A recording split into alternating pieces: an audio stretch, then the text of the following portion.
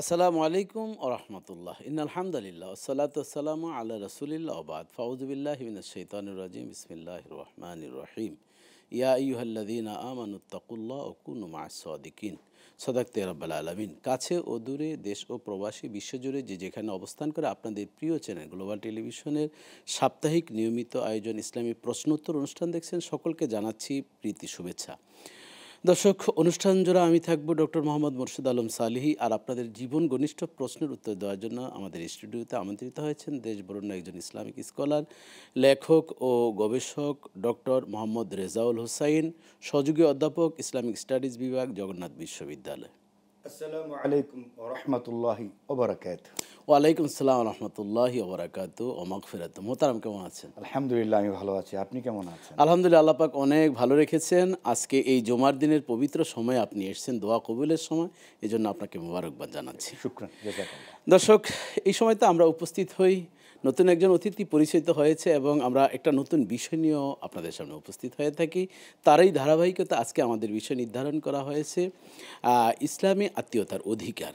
এই বিষয় নিয়ে অথবা এর বাইরে যে কোনো ইসলামের জীবন ঘনিষ্ঠ প্রশ্ন আপনারা করতে পারবেন। স্ক্রিনে দেওয়া যে নাম্বারগুলো রয়েছে সেই নাম্বারে, অথবা আমাদের global TV Islamic show Facebook পেজে অংশগ্রহণ করে আপনারা অজানাকে জানতে পারবেন ইনশাআল্লাহ। আত্মীয়তার বন্ধন আল্লাহ তাআলা আমাদেরকে দিয়েছেন একজন আরেকজনের জন্য, মানুষ মানুষের জন্য। বিভিন্নভাবে আমরা কেউ বা আত্মার আত্মীয়, কেউ বা রক্তের আত্মীয়। আমরা আজকে সে বিষয় নিয়ে আলোচনা করব। আত্মীয় বলতে কী বোঝায় এ সম্পর্কে মোহতারাম আপনার কাছে প্রশ্ন। আমরা যে আত্মীয়তার বন্ধন বলে থাকি, আত্মীয়তার হক অধিকার বলে থাকি, আত্মীয় বলতে কী বোঝায় এ সম্পর্কে যদি বলতেন। আলহামদুলিল্লাহ, ওয়াসসালাতু ওয়াসসালামু আলা রাসূলিল আম্মা বা'দ। ধন্যবাদ মুহতারাম। এমন জীবন ঘনিষ্ঠ একটি বিষয়ের আপনি এনেছেন, আমাকে প্রশ্ন করেছেন। দেখুন, ইসলাম এমন একটি জীবন ব্যবস্থা যেটা দুটো দিক আছে। একটি হচ্ছে ইবাদা, আর একটি হচ্ছে মুআমালা। আপনি জানেন। জি। দেখুন, ইবাদা যেটা হাক্কুল্লাহ, আর মুআমালার যে অংশটি সেটা হচ্ছে হাক্কুল ইবাদ, ইবাদ।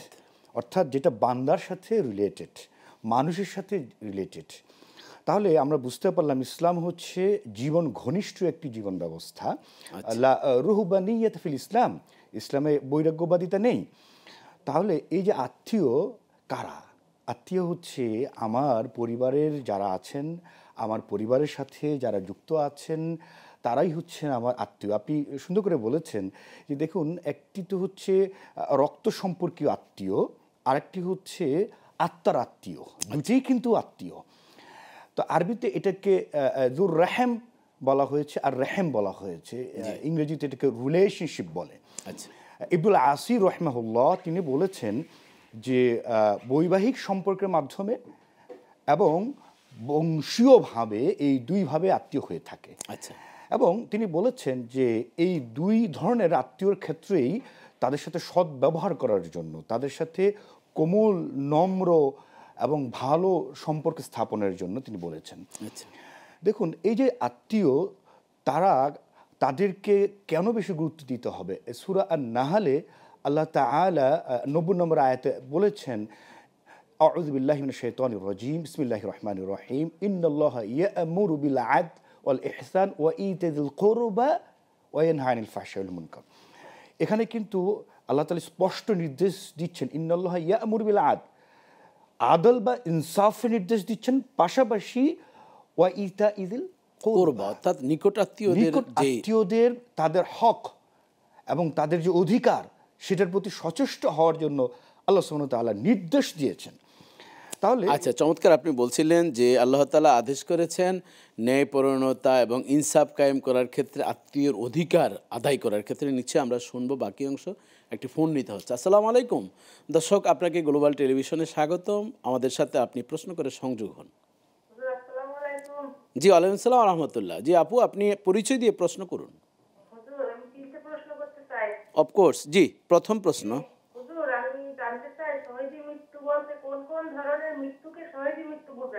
আচ্ছা।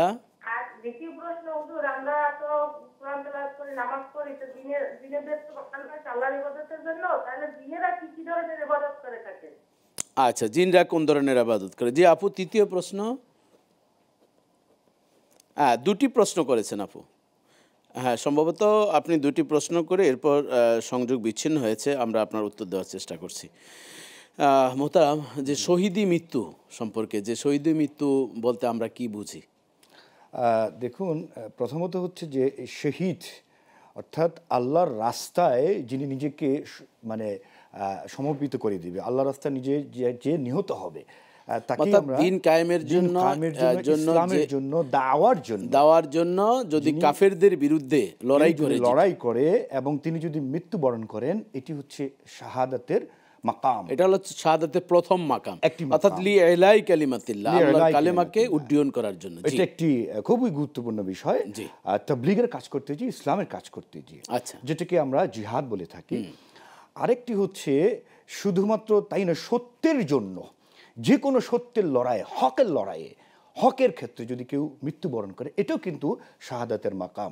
অর্থাৎ এটা যদি ন্যায়পরায়ণতার ক্ষেত্রে হয়, এটা যদি দুর্নীতির বিরুদ্ধে হয়, এটা যদি মিথ্যার বিরুদ্ধে হয়, এটা যদি অন্যায়ের বিরুদ্ধে হয়। যেমন ওই যে হাদিসের কথাই আমরা বলতে, যে মান রাআ মিনকুম মুনকারান ফালিয়ুগাইয়িরু বিয়াদিহি ফাইন লাম ইয়াস্তাতি ফাবি লিসানি ফাইন লাম ইয়াস্তাতি ফাবি কলবি ওয়া যালিকা আদাফুল ঈমান। শক্তি থাকলে হাত দিয়ে, না হয় জবান দিয়ে, না হলে অন্তর দিয়ে ঘৃণা করে। এই রাস্তায় যিনি মৃত্যুবরণ করেছেন তিনি কিন্তু আল্লাহর দরবারে শহীদ। জি।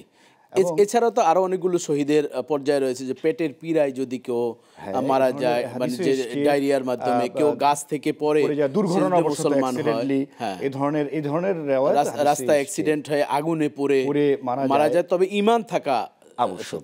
এখন প্রশ্ন হচ্ছে, কেউ যদি, মোহতারাম বলতে চাই প্রসঙ্গটি, কেউ দুর্ঘটনাবশত মারা গেল, যেটা আপনি বলছেন আগুনে পুড়ে মারা গেল, কিন্তু তার ঈমান ছিল না, তিনি আমলে সালেহের মধ্যে ছিলেন না, তিনি পাপিষ্ঠ অবস্থায় ছিলেন, পাপাচারের মধ্যে ছিলেন, তিনি তো আল্লাহর কাছে শাহাদাতের মর্যাদা পাবেন। সেটিও একটি শর্ত থেকে যায়। হ্যাঁ, এবং যদি কোনো এ ধরনের, যেমন করোনা মহামারীর ভিতরেও যদি তার যদি ঈমান থাকে, সে যদি মারা যায়, তাহলেও কিন্তু এই ধরনের মহামারীর মাধ্যমে সেটাকেও শহীদ হিসাবে। আরো অনেকগুলো বিষয় রয়েছে, যেহেতু আমরা আরো অনেক প্রশ্ন রয়েছে। আচ্ছা, জিন কি ইবাদত করে? মানুষ তো নামাজ পড়ছে, আল্লাহ তাআলা বলছেন ওমা খালাকতুল জিন্না ওয়াল ইনসা ইল্লা লিয়াবুদুন, মানুষ এবং জিন জাতিদেরকে আল্লাহর ইবাদতের জন্য সৃষ্টি করেছেন। তাহলে জিন কি আলাদা কোনো ইবাদত করে, নাকি আমরা যা করছি তাই? দেখুন, আমরা জানি যে ওমা খালাকতুল জিন্না ওয়াল ইনসা ইল্লা লিয়াবুদুন, যে আয়াতটি আপনি উল্লেখ করেছেন, এখানে স্পষ্টভাবে কিন্তু ইবাদতের কথা আছে, এবং আমরা ইবাদতের ক্ষেত্রে স্পেসিফিক আল্লাহ তাআলা আহকামাত দিয়েছেন, যেটি কোরআন এবং সুন্নাহর মাধ্যমে এটি প্রতিষ্ঠিত, যার মাধ্যমে আমরা ইবাদতগুলি আমরা জানতে পারছি। তাহলে জিনরা নিশ্চয়ই ইবাদত করছে, কোরআন সাক্ষ্য দিচ্ছে, বাট কোন ধরনের ইবাদত সেটা কিন্তু স্পষ্টভাবে আমরা, তবে আমরা একটু বুঝতে পারি যে রাসূলুল্লাহ সাল্লাল্লাহু আলাইহি ওয়াসাল্লাম মসজিদে নববীতে জিনরা নবী করিম সাল্লাল্লাহু আলাইহি ওয়াসাল্লামের সাথে নামাজ পড়েছেন, তারা কোরআন তেলাওয়াত করছেন, কোরআন তেলাওয়াতের আওয়াজ হয়, কিন্তু আমরা তাদেরকে দেখি না, কিন্তু তারা মানুষের মতনই এইভাবে ইবাদত করে। তবে এদের ভিতরে যারা তারা বদ, জিন, ভূত, ফিতনি ইত্যাদি, আমাদের ভিতরে যেমন মানুষের চরিত্র খারাপ হলে যেভাবে বলি। জি, ধন্যবাদ আপনাকে। আমরা আরেকটি ফোন নিতে হচ্ছে। আসসালামু আলাইকুম। জি দর্শক, আপনাকে স্বাগতম, আপনি প্রশ্ন করুন। জি জি, অবশ্যই শুনতে পাচ্ছি। জি, আমার প্রশ্ন হচ্ছে, আমার 3 মেয়ে 2 ছেলে, এখন বড় মেয়ে ডাক্তার, দ্বিতীয় মেয়েও ডাক্তার, তৃতীয় মেয়ে ধরেন ডাক্তার পড়েছে। আমার বড় মেয়েটা ধারণা হচ্ছে ওরা যে কমাদুর করি, এজন্য সে মানে বারে বারে কসম কাটে আছে আমাকে নিয়ে, আমার চেহারা দেখবে না, আমার মুখ দেখবে না, এরকম করে সে 4 বার এরকম করছে। এখন আবার কসম কাটছে যে আমার মুখ দেখবে না। আমি তো এখন শুধু সন্তান ফলাই দিচ্ছি না, সন্তান আমার ফলাই দিচ্ছি। কারণটা হচ্ছে, আমার পাশের বাড়ির জায়গা বিক্রি করে ওরে দিয়ে আমি দিয়ে দিচ্ছি, ডাক্তারি করেছি আমি।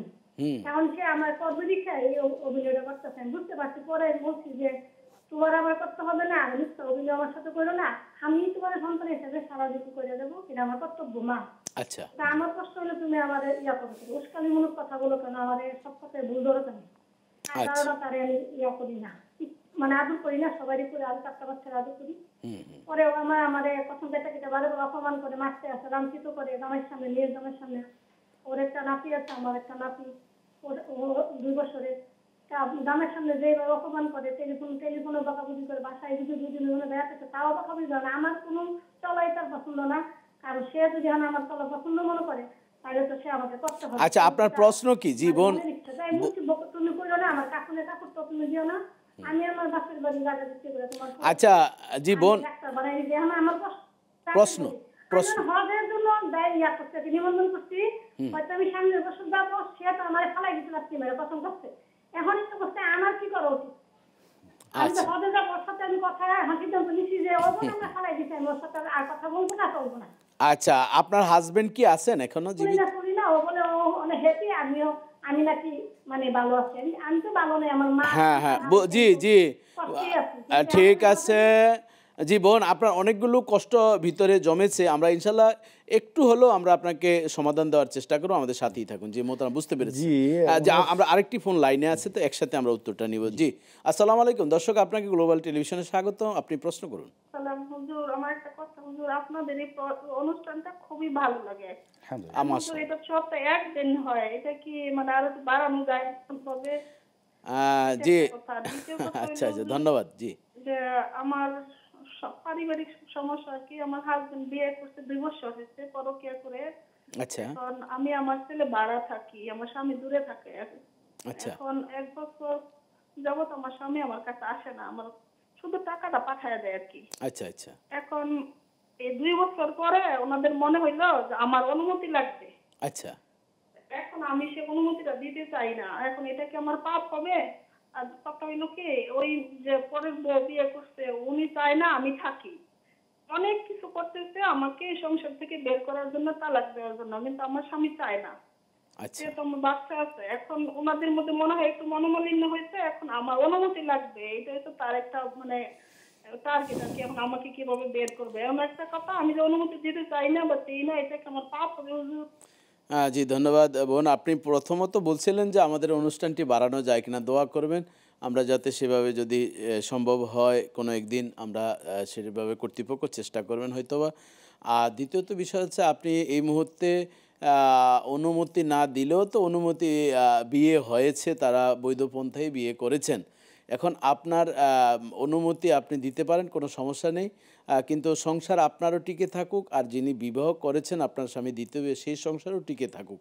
কারণ আল্লাহ তাআলা বিবাহের বিধান দিয়েছেন, সেটা আপনার মেনে নেওয়া উচিত। এবং তার সংসার নষ্ট করে আপনি টিকে থাকা, বা সে আপনার সংসার নষ্ট করে সে টিকে থাকা, দুইটিই কিন্তু বরকত থেকে আপনারা মাহরুম হবেন। এই জন্য আপনিও তার কল্যাণকামী হবেন। আর দিন ওয়ান নাসিহা, দিন হচ্ছে কিন্তু কল্যাণ কামনা করা। এই জন্য দুইজনেই পরস্পর আপনি এইভাবে চেষ্টা করবেন সংসার টিকে থাকার জন্য। আর সংসার যাতে নষ্ট না হয় সেটি অবশ্যই চেষ্টা করবেন। আর আপনি অনুমতি দিতে পারেন, কোনো সমস্যা নেই। তবে আপনার স্বামী দোয়া করবেন তাহাজ্জুদ পরে তিনি যাতে আপনার কাছে আসেন। যেহেতু আপনাকে ভরণ পোষণ দিচ্ছে, তাকে আপনি অ্যাভয়েড না করাই উচিত। আল্লাহর কাছে দোয়া করেন একদিন সে আপনার সাথেও ইনশাল্লাহ আসবেন, আপনার অভাব পূরণ করবেন ইনশাল্লাহ। জি মোহতারাম, এর আগে যে একটি প্রশ্ন করছিলেন উত্তরটা যদি। জি, দেখুন, মেয়েটি মানে মা তার দুঃখ ভরা মন নিয়ে কিন্তু এই প্রশ্ন অভিব্যক্তিটি করেছেন। আচ্ছা আসলে এখানে সমস্যা মানে প্রশ্ন করেন না, উনি একটু নসিহা চাচ্ছেন, কারণ তার সাথে মেয়ের সম্পর্কের যে অবনতির কথা। এবং বারবার আপনি তার প্রশ্নে আপনি লক্ষ্য করে দেখবেন যে মেয়েকে তিনি খুব ভালোবাসেন, আচ্ছা। তাকে বড় করেছেন আদর স্নেহ দিয়ে, অনেক জায়গা জমিন বিক্রি করে ডাক্তারি তাকে পড়ানো, তো ডাক্তার কত টাকা বানিয়েছেন। সেটি তো কিন্তু জানেনি। মেয়ে তাকে যে যোগ্য রেসপন্স বা তাকে যে রেসপেক্ট অনারটা দিচ্ছেন না, এটা কিন্তু ইসলাম বহির্ভূত বিষয়। কারণ আল্লাহ তাআলা কিন্তু বাবা মার প্রতি যে দায়িত্বের কথা বলেছেন, অকযা রাব্বুকা আল্লা তা'বুদু ইল্লা ইয়াহু ওয়া বিল ওয়ালিদাইনি ইহসানা। ওয়া বিল ওয়ালিদাইনি ইহসানা, একদম স্পষ্টভাবে বলেছেন যে আল্লাহর ইবাদতের মানে পরপর বাবা মার প্রতি সদ্ব্যবহার করে এটা আবশ্যক করেছেন। তাহলে ওই বোনের উচিত, আমি ওই বোনকে নসিহা করব যে তিনি যেন তার মায়ের প্রতি শ্রদ্ধাশীল হন। এবং মাকে তো 3 টাইমস মোর, বাবার চাইতে বেশি আল্লাহ নবী সাল্লাল্লাহু আলাইহি ওয়াসাল্লাম সম্মান দিয়েছেন। এবং তিনবারই তো মায়ের অধিকার, সুম্মা উম্মুকা এভাবে বলছেন। আমাদের দেশে এখন যখনই একটি সন্তান মানে যখনই একটু প্রতিষ্ঠিত হয়, মা বাবাকে হেয় প্রতিপূর্ণ করাটা মানে ডিসলাইক করে। এখন তো তার বিভিন্নভাবে চোখ বড় হয়েছে, সে ডাক্তার হয়েছে, বড় জগতে ঘুরছে, এখন আর মাকে ভালো লাগে না। কিন্তু এটি আমার বোনের অবশ্যই চিন্তা করা উচিত। সেও কিন্তু মা হয়েছে, সেও কিন্তু মা হয়েছে, তার কিন্তু আউটপুটটা তাই হচ্ছে। এখন তিনি তার মার সাথে যা ইনপুট দিচ্ছেন, আউটপুট কিন্তু সে তাই পাবে। এজন্য উচিত যে আল্লাহ তাআলা কত চমৎকার বলছেন, অখফিজ লাহুমা জানাহা যুল্লি মিনার রাহমা, মানে বাহু বলতে তার সমস্ত শরীরের প্রত্যেকটি অর্গানকে মা বাবার সামনে এভাবে তাকে একেবারে বিলিয়ে দেওয়া বলেছেন, অফাইনাল ইনসান বিওয়ালিদাই, এভাবে আয়াতে অনেক জায়গা আমরা এবং ফালা তাকুল্লাহুমা উফফিন, এখানে যাতে করে মা বাবার মুখ দিয়ে কোনো উফ আহ শব্দ বের হয় তাও করা যাবে। আর সে জায়গায় বলছে যে গালি দিচ্ছে, নাউজুবিল্লাহ। তারপর আবার মারতে আসে, এটি তো অত্যন্ত ভয়ানক। অত্যন্ত এই জন্য এই গর্হিত দুনিয়ার এই সময়ে সে ভালো থাকবে মনে হচ্ছে না। আর তিনি হজে যেতে এবং চাচ্ছেন, মেয়েকে নিয়ে যেতে চাচ্ছে। হ্যাঁ নিয়ে দিতে চাচ্ছে, এটি কত বড় দিলওয়ালা মা। আর মারা এমনই হয় সাধারণত মা বাবা। তো তিনি যদি মেয়ে যদি যেতে চায় আলহামদুলিল্লাহ, যদি না যেতে চায় শুধু শুধু সেখানে গিয়ে আবার ঝগড়া করা, এটি কোনো এটাও ঠিক প্রয়োজন নয়, নেই। এটিও ঠিক নয়। তবে আমি বোনকে বলবো, যিনি প্রশ্ন করেছেন, তিনি যাতে শান্ত হন, তিনি আল্লাহর কাছে বেশি বেশি করে ইস্তিগফার পাঠ করে এবং দুরূদ সন্তানের শরীফ জন্য বেশি দোয়া বেশি করা, পড়ুন, দোয়া করা। সলাতুল হাজত 2 রাকাত করে ওই মেয়ের উদ্দেশ্যে পড়ুক, মেয়ের সাথে মার সম্পর্কটা যাতে ভালো হয়। মোহতারাম, আমি এখানে একটু বিষয় উল্লেখ করতে চাই, সেটি হচ্ছে যে যে মা ফোন করেছেন, আমি মাকে বলবো যে আপনি কিন্তু আপনার মেয়ের জন্য বেশি বেশি করে দোয়া পড়তে থাকুন, কারণ অবশ্যই। মায়ের দোয়া এটি সরাসরি আল্লাহ তাআলার কাছে কবুল হয়ে যায়। আল্লাহু আকবার। তো এই জন্য তার মেয়ের জন্য, তার ইসলাহের জন্য, তার কারেকশনের জন্য, সংশোধনের জন্য তুমি বেশি বেশি করে দোয়া করতে থাকবেন। আর দ্বিতীয়ত, অ্যাট দ্য সেম টাইম আমি বলবো যে পিতামাতারও কিন্তু এই যে বাবা মাকে শ্রদ্ধা করা, এটা যে আল্লাহর ইবাদতের পরের, নবী সাল্লাল্লাহু আলাইহি ওয়াসাল্লামের অনুসরণের পরে সবচেয়ে বড় গুরুত্বপূর্ণ অপরিহার্য মানে আল্লাহর ইবাদতের পরেই পিতামাতার কথা বলছেন। বলা হয়েছে, এবং এইটি ছোটবেলা থেকেই কিন্তু বাচ্চাদেরকেও সেভাবে শিক্ষা। তবে এখানে আরেকটু বিষয় আমি আপনার সাথে একটু সংযোগ করতে চাচ্ছি যে মা যিনি প্রশ্ন করেছেন তারও কোনো ত্রুটি আছে কি না, কারণ সন্তান তিনি ডাক্তার হয়েছেন, অবশ্যই বহু ঘাটের পানি তার পাড়িয়ে ডাক্তার হতে হয়েছে এবং সে কর্মস্থলে জব করছেন। মায়ের এমন কি কোনো দুর্বল পয়েন্ট বা ইত্যাদি দেখে মার প্রতি অসন্তুষ্ট কিনা যদি থাকে, কিনা হ্যাঁ, এটাও সেই মার সেই শুধরানো মার উচিত।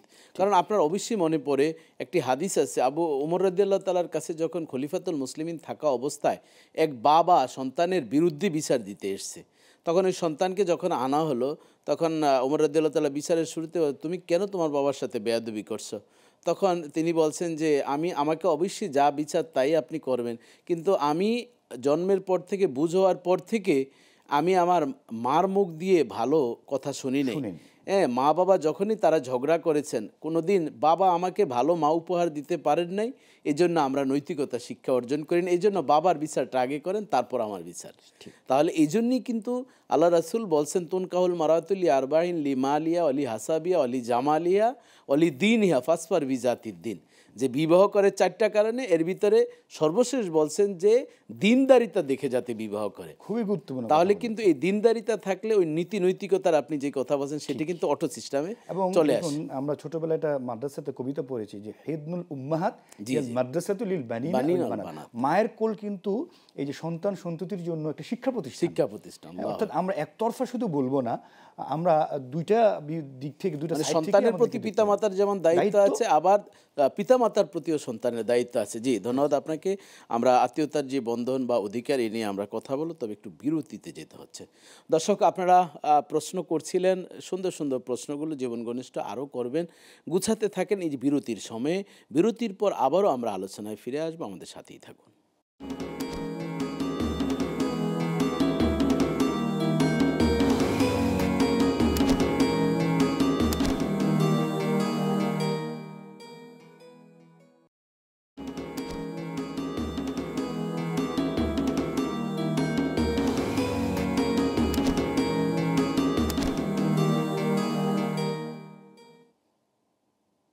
দর্শক, ফিরে এলাম বিরতির পর। আমাদের সাথে ছিলেন, আপনাদেরকে জানাচ্ছি মোবারকবাদ।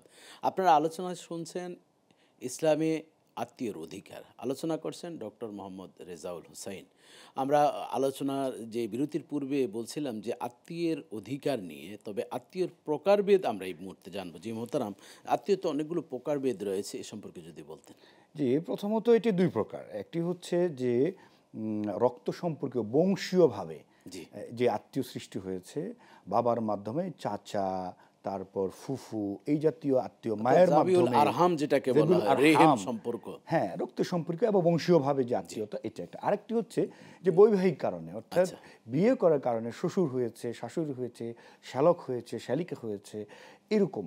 নবী করিম সাল্লাল্লাহু আলাইহি ওয়াসাল্লাম একটা হাদিসে এসেছে, নবী সাল্লাল্লাহু আলাইহি ওয়াসাল্লাম বললেন তোমরা অচিরেই মিশর জয় করবে এবং তাদের সাথে তোমরা ভালো ব্যবহার করবে, সদ্ব্যবহার করবে, কারণ তারা তোমাদের আত্মীয় হয়।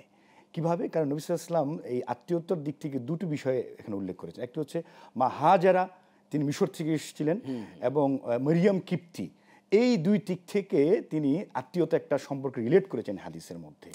তাহলে এখানে দেখা যাচ্ছে যে আমরা বংশীয়ভাবে এটি একটি আত্মীয় পাচ্ছি, আরেকটি হচ্ছে বৈবাহিকের মাধ্যমে, আর আরেকটি হচ্ছে পরিত্যক্ত সম্পদ এর ক্ষেত্রে, উত্তরাধিকারীর ক্ষেত্রে, উত্তরাধিকারীর সূত্রে ইনহেরিটেডলি যে আত্মীয়তা হওয়া। এভাবে করে আত্মীয়তার ক্লাসিফিকেশন করা যায়। আরেকটি আত্মার আত্মীয়, যেটি আমরা ধর্মের দিক থেকে যে আপনার শুনবো, চমৎকার আপনি শ্রেণীবিন্যাস করেছেন। ফোন নিতে হচ্ছে। আসসালামু আলাইকুম দর্শক, আপনাকে স্বাগতম, আমরা আপনার সাথে আছি, নিশ্চয়ই আপনিও আমাদের সাথে আছেন। আমি একজন মায়ের মা ডাকছি, ভিতরে আছে না এটা জানবো নাকি? জি ভাইজান, আমরা আপনার কথাটা ভালোভাবে বুঝি নাই, কথাটা আরেকটু ক্লিয়ার করে বললে আমরা বুঝবো। জি জি, শুনতে পাচ্ছি। আচ্ছা, একজন বোবা মেয়েকে আপনি মা ডেকেছেন, সেটা শরীয়তে আছে কিনা সেটি, জি আমাদের সাথেই থাকুন। জি মোহতারাম, বোবা মেয়েকে মা ডেকেছেন তিনি, এটা খুবই ভালো একটি কাজ, কারণ অবশ্যই মেয়েকে বা কোনো মহিলাকে মায়ের দৃষ্টিতে দেখা, এটা তো একটা চমৎকার মহৎ কাজ তিনি করেছেন। এবং যিনি বোবা মেয়ে, অর্থাৎ তার প্রতি একটা সহানুভূতি দেখানো, এত তাকে মায়ের মতো শ্রদ্ধা দেখানো। একটি হলো বোবা মেয়ে, যুবতী মেয়ে যদি হয়, আবার যদি বয়স্ক মেয়ে হয়, তাহলে এখানে পার্থক্য আছে। মা ডাকতে পারে ধর্মীয় দিক থেকে, কিন্তু এটিকে বাড়াবাড়ি করা যাবে না, কারণ ওই যে মা কানা মোহাম্মদুন আবা আহাদিম মির রিজালিকুম ওয়ালাকির রাসূলুল্লাহ, রাসূল সাল্লাল্লাহু আলাইহি ওয়াসাল্লাম কোনো সাবালক পুরুষের পিতা নয়। ধর্মীয় ভাই বোন বলতে এটি কিন্তু ইসলামের রসম নেই। এই জন্য উনি কোন দৃষ্টিতে করেছে, আমরা ওইভাবে বিষয়টি আরো জানলে হয়তো আমরা বলতে পারতাম। মানে বয়সটাও আপনি দেখে, আপনি ঠিকই বলেছেন, কারণ যদি এমন হয় পর্দার একটা ব্যাপার কিন্তু থেকে যায়, সে থেকে যে আমরা আরো ডিটেলস। আরেকটি ফোন আছে। জি আসসালামু আলাইকুম দর্শক, আপনাকে স্বাগতম, আপনাকে প্রশ্ন করার জন্য অনুরোধ করছি। সম্ভবত লাইনটি বিচ্ছিন্ন হয়েছে, কারণ আপনি যেটি বলছেন যে এখানে যুবতী মেয়ে সে বোবা হতে পারে, তাকে মা বলে সম্বোধন করা বলতে মেয়ে হিসাবে যদি মনে করে তাকে হ্যাঁ ভরণ পোষণ দিতে পারেন স্বাভাবিকভাবে। কিন্তু আবার অনেক সময় আমরা দেখি, অনেক সময় এই যে মুখ বোলা বোন বলে, ধর্মের বোন বলে আবার বিবাহ করেছে, এমনটিও আমরা সমাজে দেখতে পেরেছি। এটি যেমন ঠিক নয়, আবার আরেকটি বিষয় আমি একটু সংযুক্ত করতে চাই মহতারাম, সেটা হচ্ছে নিজের মায়ের চাইতে আবার তাকে ধর্মীয় মা ডেকে বেশি শ্রদ্ধাশীল হয়ে যাওয়া। হ্যাঁ, যে কথাটা বলে যে মায়ের চাইতে মাসির দরদ বেশি, একটা কথা যেরকম অনেক সময় দেখবেন এমনটি হয়, এমনটি আবার ঠিক না, উকিল শ্বশুর বানাই বিবাহের ক্ষেত্রে, যে দেখা যায় আপন যে শ্বশুর তার চেয়ে উকিল শ্বশুরের বাসায় আসা যাওয়া খুব, আবার মা বাবাকে ভুলে গিয়ে উকিল শ্বশুরের প্রতি আসক্ত হওয়া ইত্যাদি, বা শ্বশুরদের প্রতি আসক্ত হওয়া, প্রত্যেকটার কিন্তু শ্রেণীবিন্যাস রয়েছে। এই জন্য তিনি যদি কোনো বোবা মেয়েকে সন্তানের মতন অসহায় মনে করে তিনি করেন, তাকে ভরণ পোষণ নিতে, তাহলে দিটস ওকে, ওয়েলকাম, আমরা সেটি বলতে পারি। কিন্তু ধর্মীয় বিষয়গুলো যদি সে সাবালিকা হয়, তাহলে তার প্রতি ওই বিষয়টা অন্যভাবে খেয়াল রাখতে হবে। অর্থাৎ যিনি প্রশ্ন করেছেন ভাই, আপনার ওই আপনার সার্কামস্টেন্সটা একটু বুঝতে হবে, যে আপনি কোন পরিবেশের, কোন পরিস্থিতিতে, এবং ওই যে মহিলা, তার বয়স, তার সাথে তার সম্পর্ক, এটা বুঝে আসলে আমাদেরকে। অনেক অসহায়ত্বের ক্ষেত্রে অনেক সময় বয়স্ক মহিলা বোবা হতে পারে, তাকে নিজের মা নেই, এই জন্য মা সম্বোধন করেছেন, সেটি করা যায়। তবে এটা প্রাথমিকভাবে আমরা এটা মহৎ কাজ বলবো। হ্যাঁ, সেটা আমরা বলবো যে উনি সেটা বুঝে শুনেই যাতে অগ্রসর হন। জি, আত্মীয়র যে অধিকার নিয়ে বলছিলেন, তাহলে আমরা যেমন সহোদর ভাই বোন, এটি তো হচ্ছে সবচেয়ে এক নম্বর অবস্থা, একেবারে মানে সবচেয়ে বেশি দায়িত্বশীল হওয়া যে ক্ষেত্রে, অর্থাৎ নিজের আপন ভাই বোন। এখন দেখা যায় যেটি আমরা কেমন যেন এই যে যখনই প্লাস্টিকের ফুল বের হয়ে গেল, এটা আমার একটা কিউরিসিটি আর কি, তখন মনে হচ্ছে যেন ভালোবাসাটা অনেকটা প্লাস্টিকের দিকে ডাইভার্ট হয়েছে। আমাদের এখন এই ভালোবাসাটাও কেমন যেন একটা লৌকিকতা। হ্যাঁ, তাহলে এটি কি আমাদের এই যে রক্তের আত্মীয়দের সাথে কি এরকম মেকি ভালোবাসা কি ঠিক হবে? এটা মোটেও ঠিক না, কারণ কোরআনে কারীমে আল্লাহ তাআলা স্পষ্টই বলেছেন, ওয়া আতিযিল কুরবা হাক্কা, মানে আপনি আপনার যে নিকটের আত্মীয়, রক্তের আত্মীয়, তাদের হক আদায় করতেই হবে। এটা আল্লাহর অর্থাৎ ফরজিয়াত, এটা ফরজ। আর সবচেয়ে এমন, আপনি ঠিকই বলেছেন, আমরা দেখছি যে একজন অনেক ধনী হয়ে যাচ্ছেন এবং তার আপন সহোদর ভাই বোন, তাদেরকে তিনি দৃষ্টি মানে দিচ্ছেন না, পরিচয় দিতে গিয়ে তার পরিচয় দিতে লজ্জা মনে হয়। হচ্ছে, তিনি অনেক ধনী হয়ে গেছেন, অনেক ধনাঢ্য হয়ে গেছেন, আপন ভাই বোনকে পরিচয় দিতে লজ্জা বোধ করছেন। সমাজে এমন দৃশ্য দেখা যায় কিন্তু আছে আছে, মোহতারাম। অবশ্যই আছে। তো তাদের জন্য আসলে আমাদের বলবো যে আপনি মোটেও ঠিক করছেন না, কারণ আপনি ধনী হয়েছেন, আপনার উচিত হচ্ছে আপনার পরিবারস্থ আত্মীয়স্বজন সবাইকে আপনার এই সম্পদ শুধু আপনার একার নয়, আপনার এই সম্পদ তাদেরও অধিকার আছে এবং তাদেরকেও সেটা আপনাকে প্রাপ্য তাদেরকে দিতে হবে। এটা তাদের প্রতি সহানুভূতি না, এটা তাদেরকে দয়া দাক্ষিণ্য না, তাদের কিন্তু আল্লাহ পাক হক শব্দটি ব্যবহার করেছেন।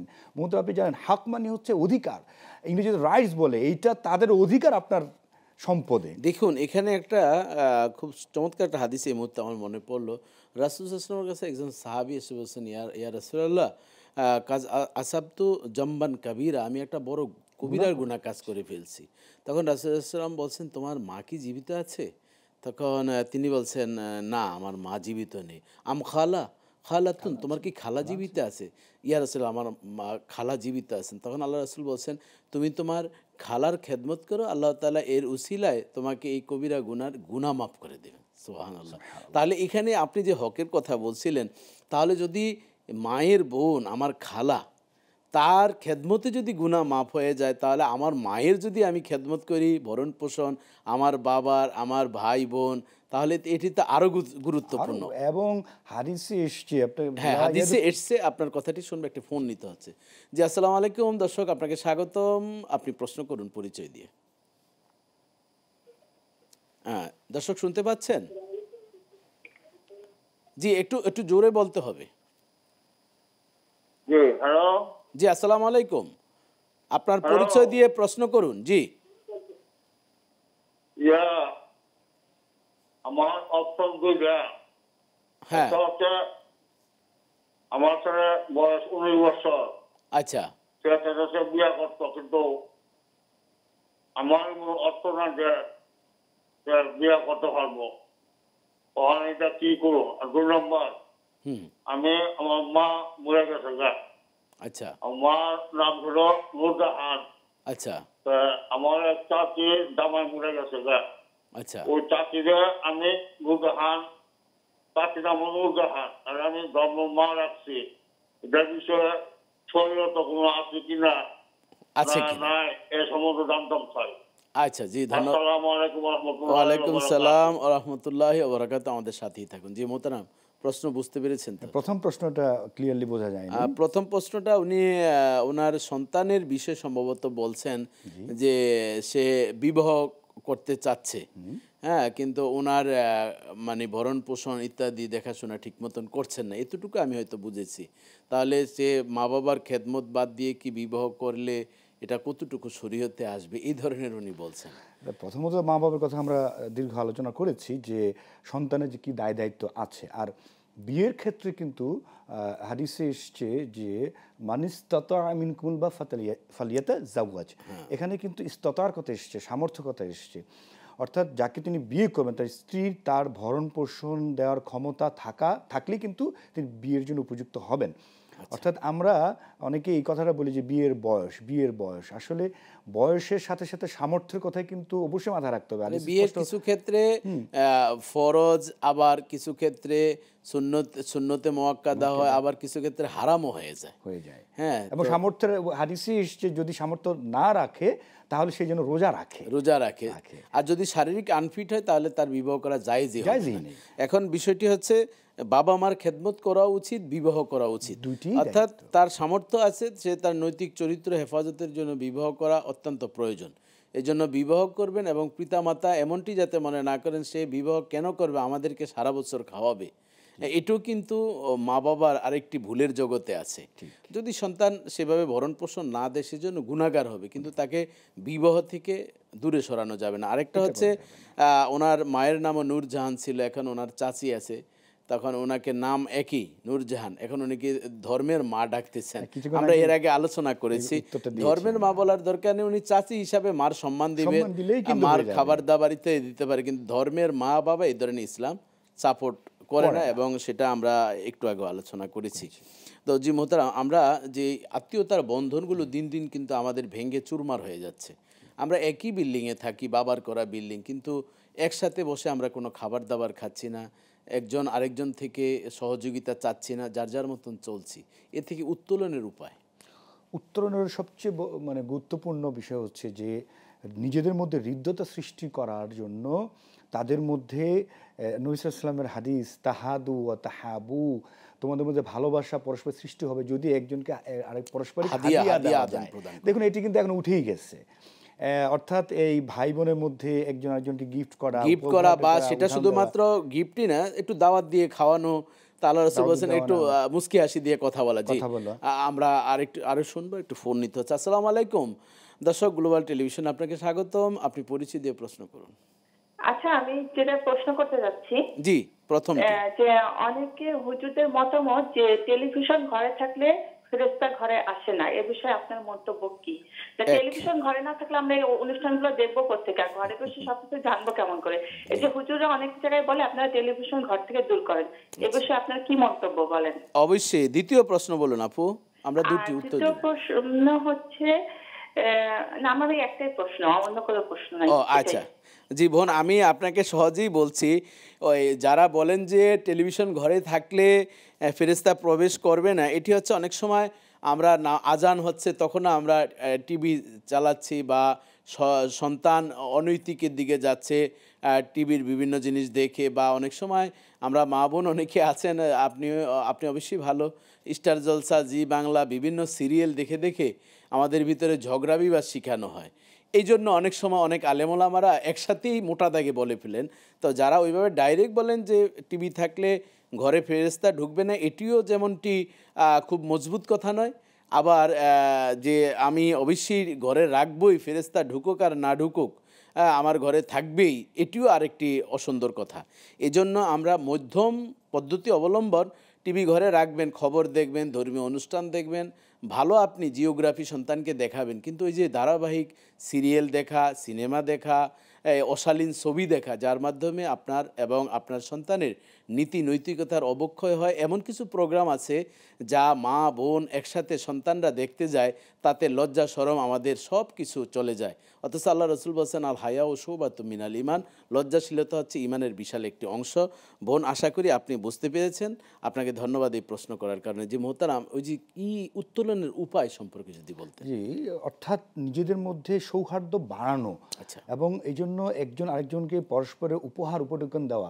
আপনি যেটি বলেছেন, দাওয়াত হচ্ছে একটি গুরুত্বপূর্ণ মাধ্যম। আমাদের এখন এই যে আত্মীয়দের মধ্যে দাওয়াত দেওয়ার প্রচলন, এটা কিন্তু অলমোস্ট আমি বলবো যে এটা কিন্তু সমাজ থেকে এক টেবিলে খাওয়া, একসাথে খাওয়া, বিভিন্ন, এটা কোনো অকেশন প্রয়োজন নেই। হ্যাঁ, এটা যে কোনো সময় দাওয়াত দেওয়া। এবং দাওয়াত কেন, অনেক সময় এমনটি হয়, যেমন আমি বড় ভাই সংসারের, আমি আমার ছোট ভাইয়ের ঘরে না জানিয়ে গেলাম, অথবা রাস্তায় গিয়ে বললাম আমি আসছি, তুই কি বাসায় আসছিস? যে ভাইয়া আসি। আপনি আসতেছেন? আরে বেটা, আমাকে কি দাওয়াত দেওয়ার? তুই আমার ভাই না? মানে এই যে সারপ্রাইজ, ছোট্ট আমার ভাতিজা তাদেরকে কিছু নিয়ে যাও। আপনি যেমনটি গিফটের কথা বলছেন, আমরা এখন বসে আমি বড়, আমাকে দাওয়াত দিবে, এরপর আমি গাড়ি হাঁকিয়ে যে আমাকে কেউ বললো না, দাম দিল না। আবার ছোট ভাইরাও ভাবে যে আমাকে তো দাওয়াত দিচ্ছে না।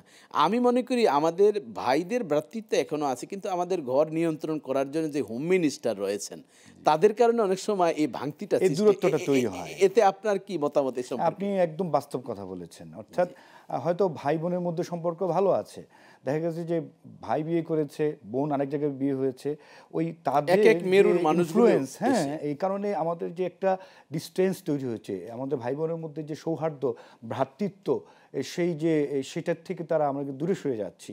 তো আমাদের উচিত হবে যে আমার নিজের ভাই বোন, আমার আত্মীয় স্বজন, তাদের ব্যাপারে আমার সচেষ্ট থাকা। কে কি বলুক, কে আমাকে ইনফ্লুয়েন্স করুক, সেটা ইম্পর্টেন্ট না।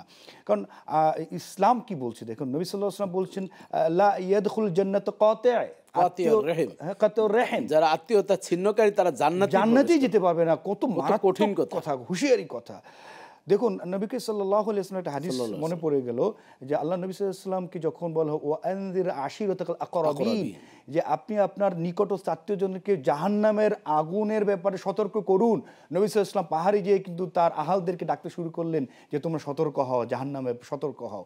তাহলে দেখুন এইখানে আমরা কি দেখতে পাচ্ছি যে কু আনফুসিকুম ওয়া আহলিকুম নারা, নিজের আহাল, পরিবার পরিজন, আত্মীয়, তাদেরকে জাহান্নামের থেকে নিজে বাঁচার পরেই তাদের প্রতি দায়িত্ব, আত্মীয়দেরকে রক্ষা করার জন্য বলছেন কথা বলা হয়েছে।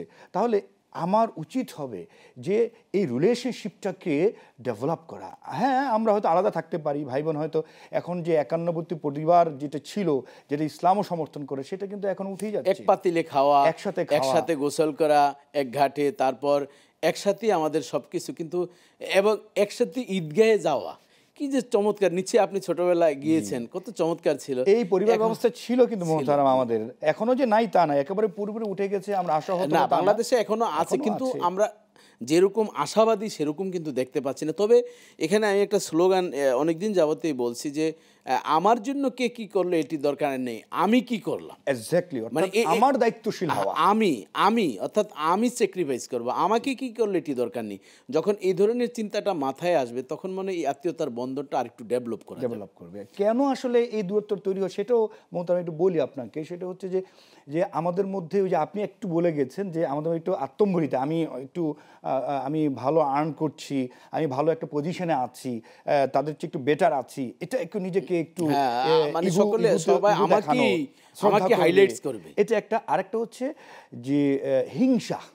আপনি দেখুন যে একে অন্যের সাথে যে একটা প্রতিহিংসা, যে সে বেশি বড় হয়ে যাচ্ছে, ভাই বোন বেশি বড় হয়ে যাচ্ছে, এই যে একটা অথচ কি হওয়া উচিত ছিল, যে একে অন্যের সহায়ক হওয়া উচিত ছিল। মানে ইন্নামাল মুমিনুনা ইখওয়া, মুমিনরা যেমন ভাই ভাই, আমরা ভ্রাতৃত্বর বন্ধনও আছে এবং রক্তের আত্মীয়, তাহলে আমাদের তো ডাবল সম্পর্ক অবদান থাকা দরকার। জি, ধন্যবাদ আপনাকে। আমরা আবারও কথা বলবো বিস্তারিত, তবে একটু বিরতিতে যেতে হচ্ছে। দর্শক, আপনারা নিশ্চয়ই আমাদের কথাগুলো শুনছিলেন, প্রশ্ন করছেন, আমরা সাধ্য অনুযায়ী উত্তর দিচ্ছি। আবারও প্রশ্ন গুছাতে থাকেন, আমরাও একটু অবসর হই, বিরতিতে যাচ্ছি। বিরতির পর আবারও আপনার হৃদয় জোড়ানো যেই প্রশ্নগুলো আছে আমরাও ইনশাল্লাহ আপনাদের উত্তর দিব। ততক্ষণ ভালোই থাকুন।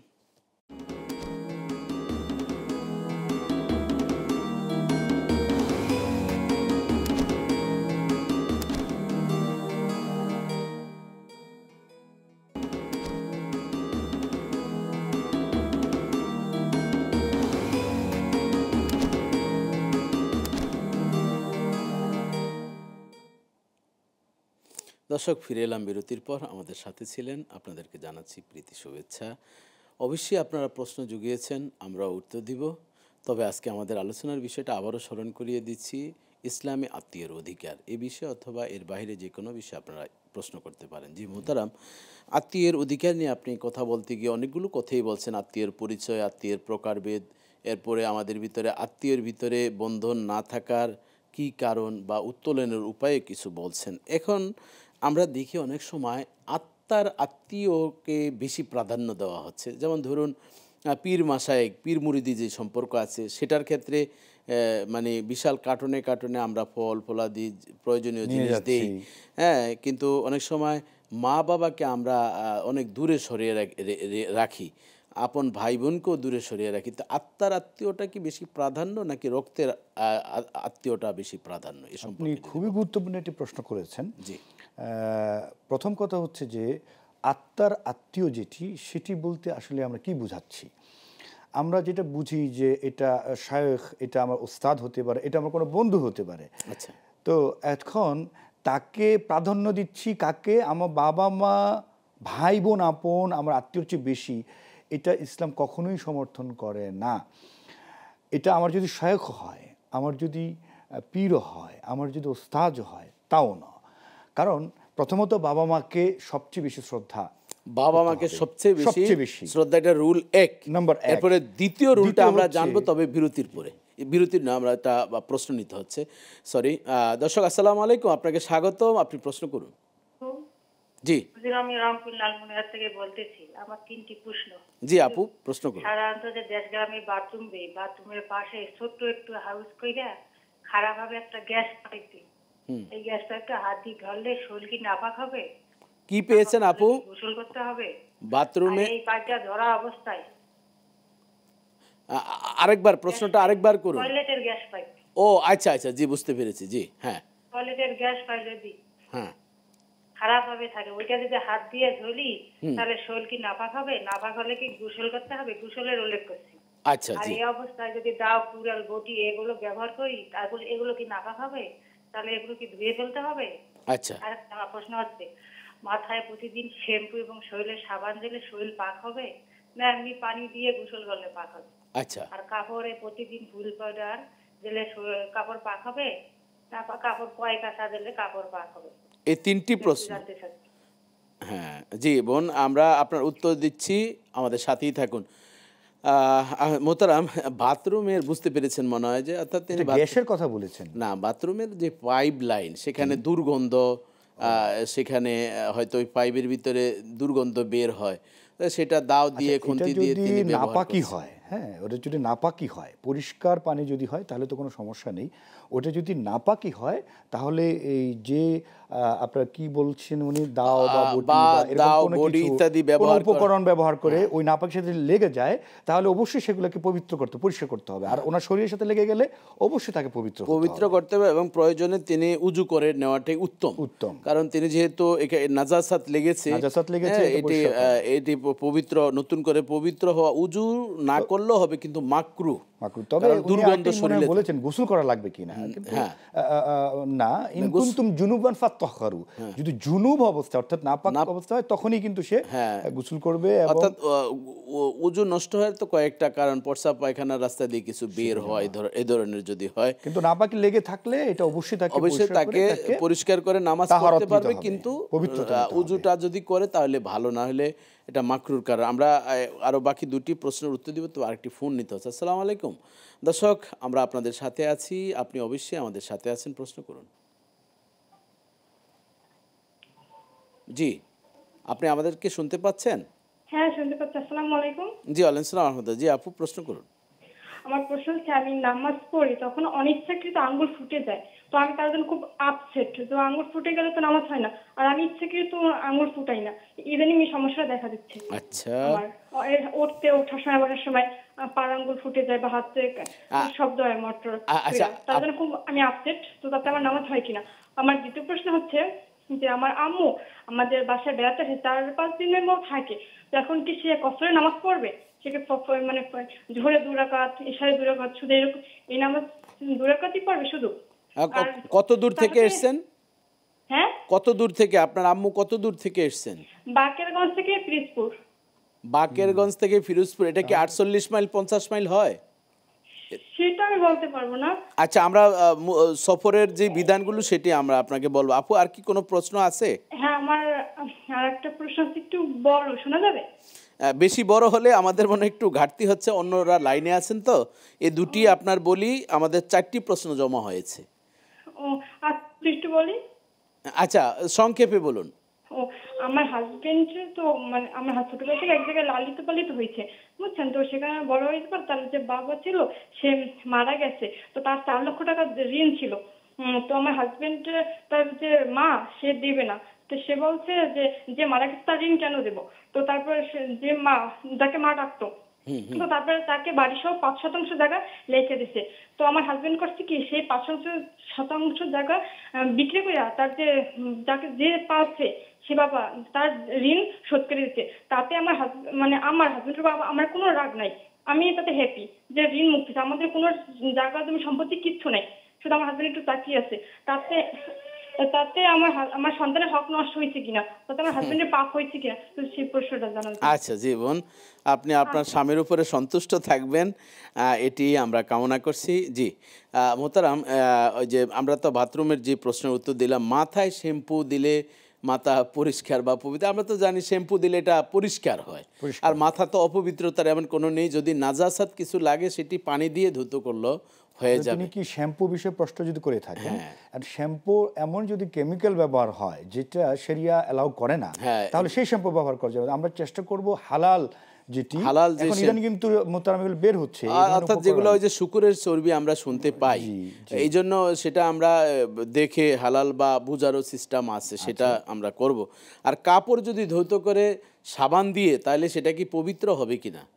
হ্যাঁ, কাপড় ধুয়ে ধুয়ে ফেললে কাপড় পানি তো দিয়েও পবিত্র হতে পারে, আর সাবানও ব্যবহার সাবান করলে। দিলে সাধারণত এটা পরিষ্কার হয়। তবে মতন একটা কথা বলি যে আমি একটি রেফারেন্সে দেখলাম এই যে এই প্রসাধনীগুলির মধ্যে যেসব কেমিক্যাল ব্যবহার হয় এটা এমনভাবে এটাকে প্রসেসিং করা হয়, যেটা বিজ্ঞানের ভাষায় আমি শুনেছি এবং আমি একটা রেফারেন্স পড়েছি, যে সেটি একটি পর্যায়ে অ্যালকোহল যেটা হারাম সেটি আর থাকে না প্রসেসিংয়ের কারণে। এটাকে মাজন প্রক্রিয়া বলে, বা এটা প্রসেস একটা সিস্টেম আছে সেই কারণে। তো যদি এমন হয়ে যায় কেমিক্যাল, এটা সাবানের ক্ষেত্রে হতে পারে, এটা যে কোনো প্রসাধনী ক্রিমের ক্ষেত্রে হতে পারে, পারফিউমের ক্ষেত্রে হতে পারে, যে কোনো ক্ষেত্রে হতে পারে, এবং তিনি আরও যা বলেছেন শ্যাম্পু, সেটার ক্ষেত্রে হতে পারে, তাহলে সেক্ষেত্রে কোনো সমস্যা নেই।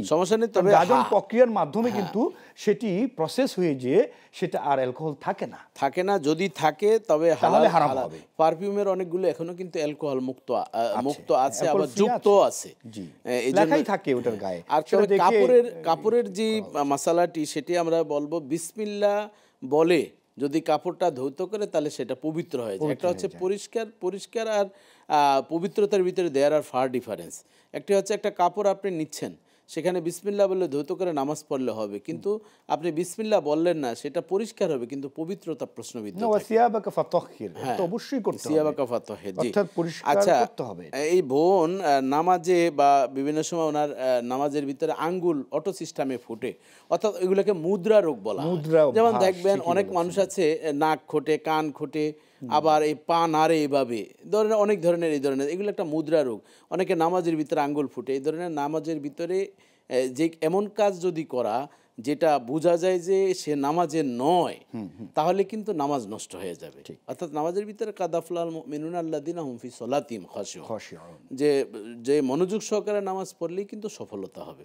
এই জন্য আঙ্গুল ফুটা এটা একটা নামাজের ভিতরে শয়তানের ওয়াসওয়াসা। এই জন্য আল্লাহ রাসূল একটা হাদিসে বলছেন যদি এই ধরনের শয়তানের ওয়াসওয়াসা দেয়, বাম দিকে থু থু বলা, অর্থাৎ থুতু বের হবে না কিন্তু থু এরকম একটু দেওয়া, যাতে শয়তান বুঝে যে আমাকে ছাড়ছে না, আমাকে ধরে ফেলছে, লজ্জা দেওয়া, ক্রিটিসাইজ যেটাকে আমরা বলি।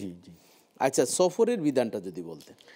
এখন আমরা বুঝতে পারিনি কতটুকু ডিস্টেন্সের কথা উনি বলেছেন। ডিস্টেন্স না হোক, আপনি বিধানটা বলে দেন। হ্যাঁ, আপনি যেটা বলেছেন যে 48 থেকে, হ্যাঁ, অর্থাৎ 3 দিন 3 রাতের সমপরিমাণ যদি পায়ে হেঁটে যাওয়ার রাস্তা, সেটা আমাদের ইমামুল আজম আবু হানিফা রহমতুল্লাহ বলছেন প্রায় মানুষ যদি একটা মধ্যম ক্যাটাগরিতে হাঁটে তাহলে 48 মাইল। তাহলে 48 মাইল যদি হয় তাহলে কিন্তু মুসাফিরের দিনের একটা শর্ত আছে। হ্যাঁ, শর্ত আছে। হ্যাঁ, তাহলে মুসাফির হবে। এখন প্রশ্ন হচ্ছে ওনার মায়ের কথা কিন্তু উনি বলছেন।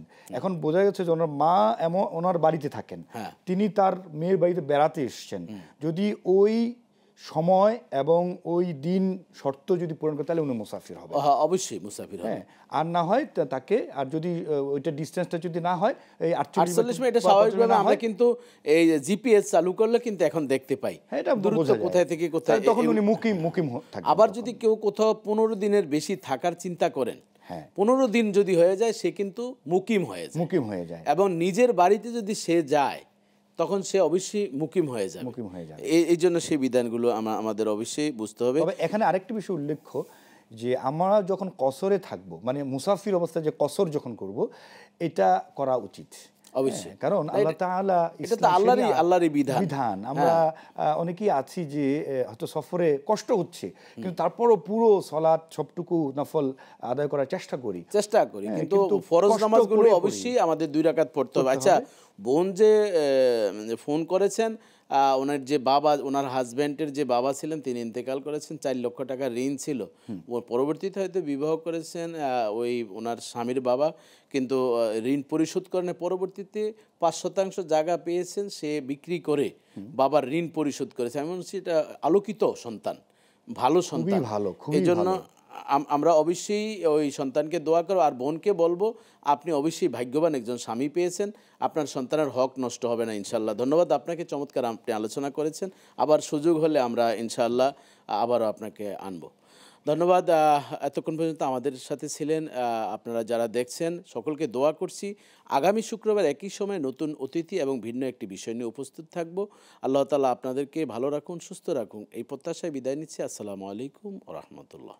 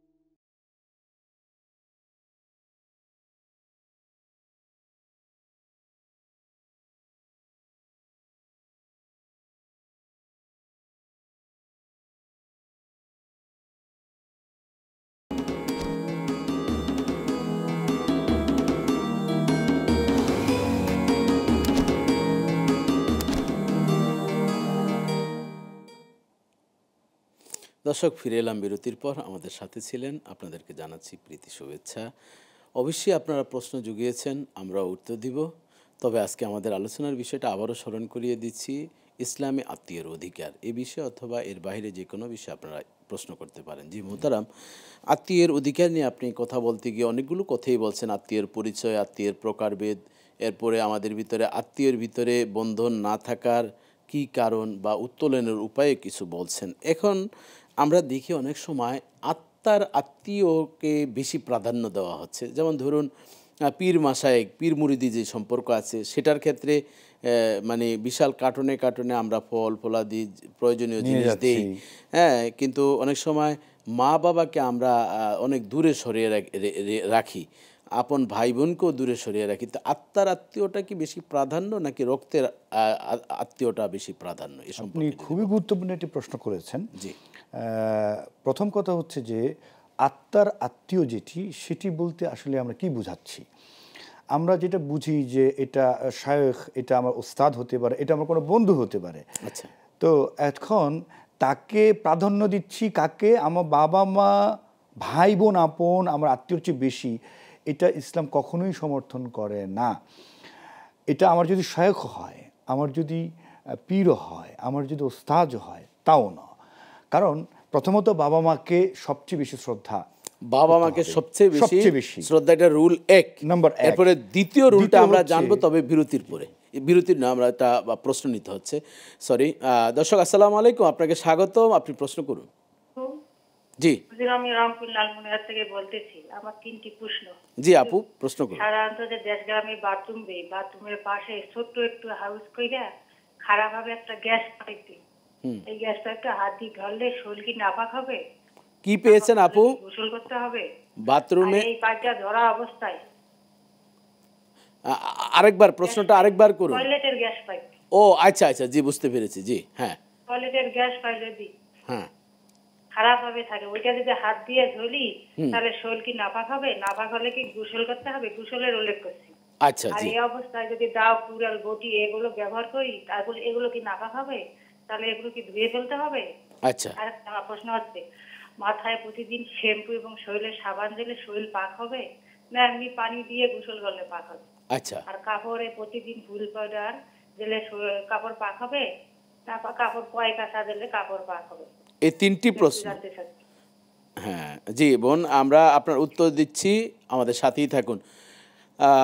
মোহতারাম, বাথরুমের বুঝতে পেরেছেন মনে হয় যে, অর্থাৎ তিনি গ্যাসের কথা বলেছেন না, বাথরুমের যে পাইপ লাইন, সেখানে দুর্গন্ধ, সেখানে হয়তো ওই পাইপের ভিতরে দুর্গন্ধ বের হয়, সেটা দাও দিয়ে খুন্তি দিয়ে তিনি ব্যবহার নাপাকি করছেন। হয়, হ্যাঁ, ওটা যদি নাপাকি হয়, পরিষ্কার পানি যদি হয় তাহলে তো কোনো সমস্যা নেই।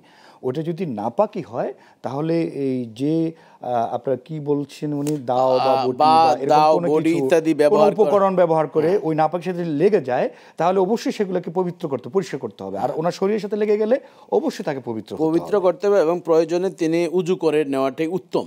কারণ তিনি যেহেতু নাজাসাত লেগেছে, এটি পবিত্র, নতুন করে পবিত্র হওয়া, উজু না করলেও হবে, কিন্তু মাকরু।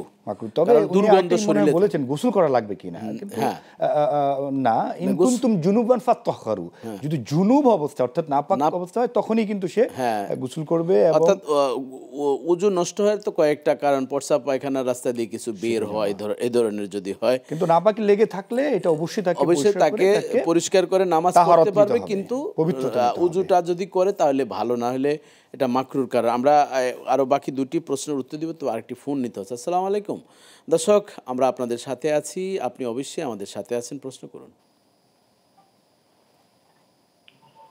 জি, আপনি আমাদেরকে শুনতে পাচ্ছেন? হ্যাঁ, শুনতে পাচ্ছি। আসসালামু আলাইকুম। জি ওয়ালাইকুম আসসালাম আহমদুল্লাহ। জি আপু, প্রশ্ন করুন। আমার প্রশ্ন হচ্ছে, আমি নামাজ পড়ি, তখন অনিচ্ছাকৃত আঙ্গুল ফুটে যায়, তো আমি তার জন্য খুব আপসেট। তো আঙ্গুল ফুটে গেলে তো নামাজ হয় না, আর আমি ইচ্ছাকৃত আঙ্গুল ফুটাই না, ইদানিং এই সমস্যা দেখা দিচ্ছে। আচ্ছা, ওঠার সময়, বসার সময় পার আঙ্গুল ফুটে যায় বা হাতে শব্দ হয় মোটর, তার জন্য খুব আমি আপসেট। তো তাতে আমার নামাজ হয় কিনা? আমার দ্বিতীয় প্রশ্ন হচ্ছে যে, আমার আম্মু আমাদের বাসায় বেড়াতে আসে, 4-5 দিনের মতো থাকে, তো এখন কি সে কসরে নামাজ পড়বে? মানে জোহরে 2 রাকাত, ইশারে 2 রাকাত, শুধু এরকম এই নামাজ 2 রাকাতই পড়বে শুধু? কত দূর থেকে এসেছেন? হ্যাঁ, কত দূর থেকে আপনার আম্মু কত দূর থেকে এসেছেন? বাকেরগঞ্জ থেকে পিরিজপুর। বাকেরগঞ্জ থেকে ফিরোজপুর, এটা কি 48 মাইল 50 মাইল হয়? সেটা আমি বলতে পারবো না। আচ্ছা, আমরা সফরের যে বিধানগুলো সেটি আমরা আপনাকে বলবো। আপু, আর কি কোনো প্রশ্ন আছে? হ্যাঁ, আমার আর একটা প্রশ্ন আছে, একটু বড়, শোনা যাবে? বেশি বড় হলে আমাদের মনে একটু ঘাটতি হচ্ছে, অন্যরা লাইনে আছেন তো। এই দুটি আপনার বলি, আমাদের 4টি প্রশ্ন জমা হয়েছে।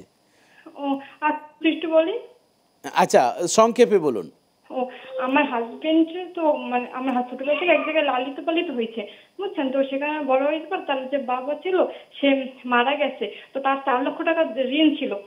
তো আমার হাজবেন্ড, তার যে মা, সে দেবে না।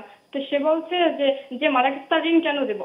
তো তারপরে যে মা, যাকে মা ডাকতো, তো তারপরে তাকে বাড়ি সহ 5% জায়গা লিখে দিছে। তো আমার হাজবেন্ড করছে কি, সেই 5% জায়গা বিক্রি করে তার যে যাকে যে পাচ্ছে সে বাবা তার ঋণ শোধ করে দিচ্ছে। তাতে আমার মানে আমার হাজবেন্ডের বাবা, আমার কোনো রাগ নাই, আমি তাতে হ্যাপি যে ঋণ মুক্তি। আমাদের কোনো জায়গা জমি সম্পত্তি কিচ্ছু নাই, শুধু আমার হাজবেন্ড একটু তাকিয়ে আছে।